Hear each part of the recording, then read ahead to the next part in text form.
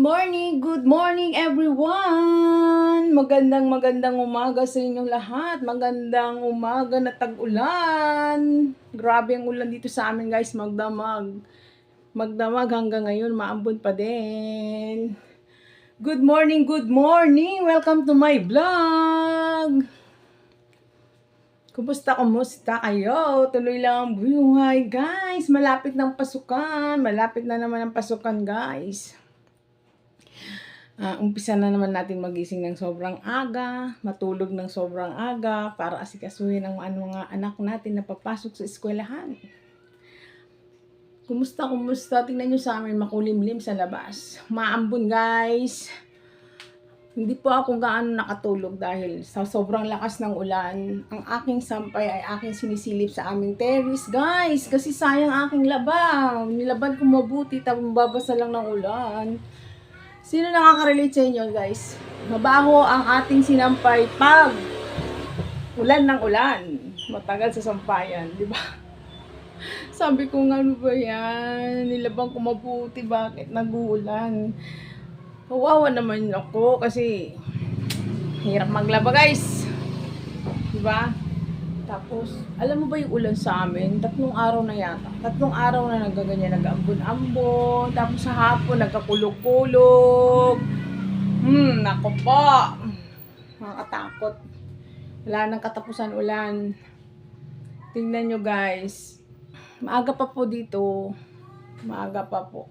Kagigising ko lang guys. Shout out. Hindi ako nakatulog dahil wala akong ginawa kundi bantayan ang aking mga sampay. Baka umangge. Hindi naman po. Kasi yung ulan, diretso lang. Hindi maangge. Hindi parang mahangin. Hindi. Good vibes lang po tayo. Sa araw-araw, tuloy lang ang buhay. Good morning. Shout out everyone sa aking mga viewers, followers, subscribers, non-followers, silent viewers. Kumusta? Kumusta kayo sa umagang ito? Sana'y nasa mabuti tayong kalagayan, guys. Malapit na naman pasukan, 'di ba po? Sanayin na natin ang ating sarili na magising. July 15 po ang klase ng anak ko. Sa Monday na po ba yun? Sa Monday na yata yun guys. Halatang di ako tumitingin sa kalendaryo. Dahil hindi ko alam kung saan natapat yung 15. Tuloy-tuloy lang ang buhay. Ngayon guys, ambon-ambon na lang. Wala nang malakas na ulan. Pero tuwing hapon po, kulog, lakas ng ulan, hangin, ganun. Pero pagdating ng umaga, ambul-ambul lang po.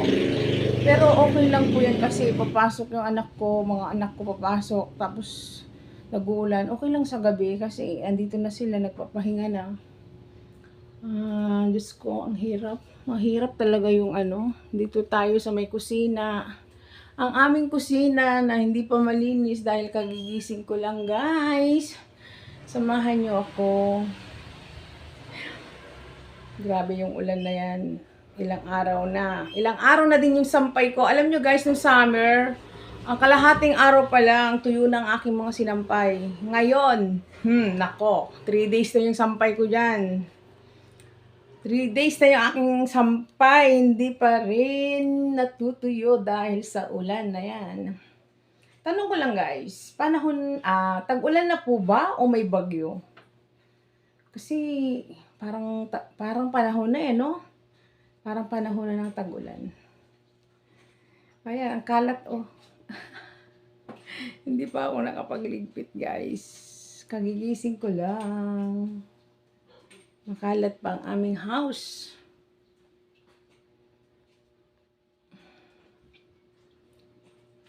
Kumusta? Diyan sa aking mga viewers, followers diyan sa ibang bansa. Salamat po sa mga nag-subscribe sa akin. Maraming salamat. Ipagpatuloy nyo lang po ang panonood ng aking mga vlog. Nagpapasalamat po ako sa inyo. Dahil sa inyo, ito, tuloy-tuloy pa rin ang paggawa ng mga vlog. Alam ko naman kahit papaano may napupulot kayo sa akin mga routine life. Routine life everyday. Abangan nyo po ang aking mga araw-araw na ginagawa sa aking munting tahanan. Sa Monday po, busy na po ang inyong lingkod dahil may pasok na po yung aking bunso. Yun na lang pong nag-aaral sa akin. Yung dalawa po, tapos na po sa awa ng Diyos. Maraming salamat. Ngayon po, may trabaho na po sila. Yung panganay ko po, may asawa na, nakabukod na. Yung pangalawa ko po, yun po yung pumapasok ngayon. Bagong graduate po, fresh graduate. Pero may work na po siya kasi hindi pa po graduate yan. Pinasok na po siya ng ate niya. Kaya thank you Lord, thanks God. Dahil maraming nakapagtapos guys na hanggang ngayon wala pang trabaho, di ba po? Kaya mapalad pa rin po mga anak ko dahil papaano nakapasok sila agad. Kaya tiyaga-tiyaga lang mag-apply kasi sayang naman yung pinag-aralan nyo kung ng 4 years course kung tambay lang, di ba po? Nagpapasalamat ako kasi nung nalaman nung anak kong panganay na nasa master list siya talaga nang gagraduate, guys, in-apply niya na agad. Sa awa ng Diyos, dalawa yung in-applyan niya, dalawa yung tumawag sa kanya. Kaya sabi ko, piliin niya kung ano yung mas gusto niya. Ayun guys, pinapunta siya doon in interview. Kaumaga, nag-umpisa na. Hanggang ngayon, ayan na. Kaya mapalad pa rin ang mga anak ko dahil, ayun, may work na sila. Maganda talaga pag may tinapos guys kasi trabaho na lang po yung nag-aantay sa'yo, hindi yung tulad na wala kang tinapos na hirap ka maghanap ng trabaho kasi syempre kung ano lang yung kakayanan ng doon ka lang, di ba? Tindera, ganun. Pwede rin. Marami akong nakikita na high school graduate na nagko-call center. Pero hanggang doon na lang sila. Magtitiis sila magpuyat dahil yun ang pinakamalaking sahod ng mga high school, di ba po?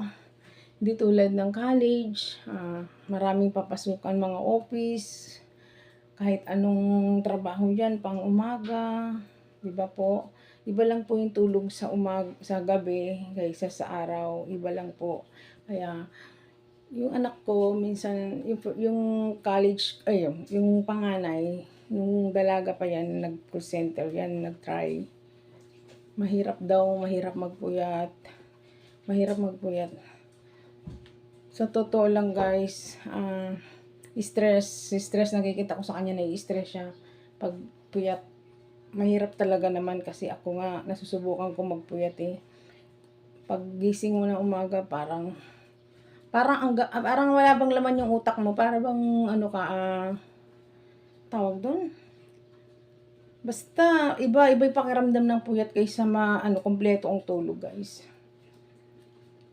Kaya mapalad pa rin ako dahil yung mga anak ko nakatapos sa pag-aaral ngayon, maayos na yung kanilang trabaho. Yung anak kong pangalawa, yung bagong graduate, first job niya po yan. Sabi ko sa kanya, kung hindi niya type, pwede naman siya lumipat, di ba?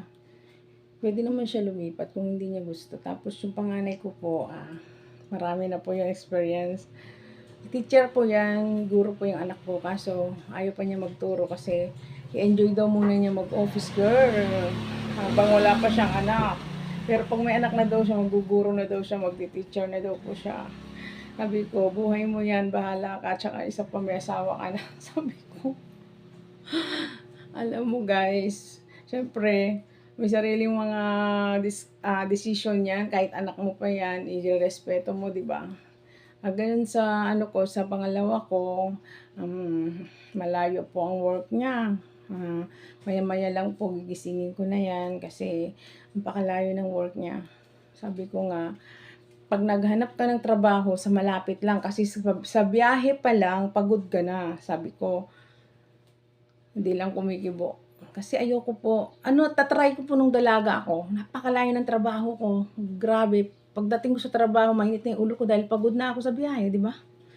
Kaya nga sabi ko, Diyos ko, alam mo, naranasan ko yan. Lalo pag tag-ulan, ang hirap, makipagsiksikan sa sasakyan. Minsan nga, sa bus, grabe, hindi ka pa nakasakay. Isang paa mo pa lang, guys. Alam mo ba, muntik ako malaglag. Mabuti, nahawakan ko yung t-shirt nung mama. Doon ako kumapit. Pinaandar, hindi pa nga ako nakakit. Isang paa pa lang. Diyos ko po, Panginoon Hesus Kristo ka ako. Mamamatay na yata ako. Kaya sabi ko, lumipat kayo kung saan malapit sa bahay. Yung isang sakay lang ba, di ba? Marami naman dyan lang guys, tiyaga-tiyaga lang. Huwag sa malayo kasi stress ka talaga dyan, pagod na pagod ka dyan. Di ba po? Tapos, pag nag-uulan, mahirap ang sumakay. Di ba? Kaya sabi ko, yung yung malapit lang. Ay nako, yung nanay, ganito talagang nanay guys, madaldal. Maraming salamat sa pagsasama nyo sa aking vlog, sa aking munting vlog. Siguro, mamaya puntahan ko na naman ang aking sampay. Diyos ko po, ang aking sampay, kailan kaya matutuyo. Basta nag-uulan guys, problema ko talaga. Kasi, may dryer naman kami. May dryer naman. Kasi iba lang yung pinaaraw. Iba lang ba yung pinaaraw guys?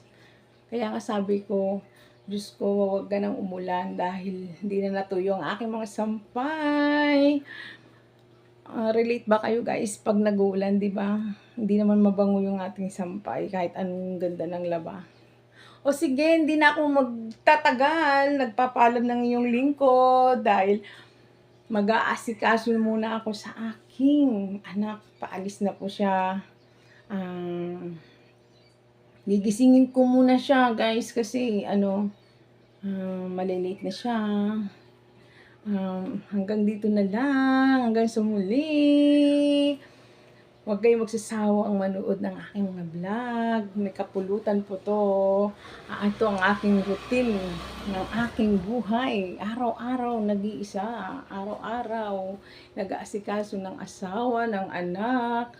May maliit akong tindahan guys. Yun ang pinagkakaabalahan ko, di ba? Para kahit nasa loob ng bahay, kumikita. Di ba po?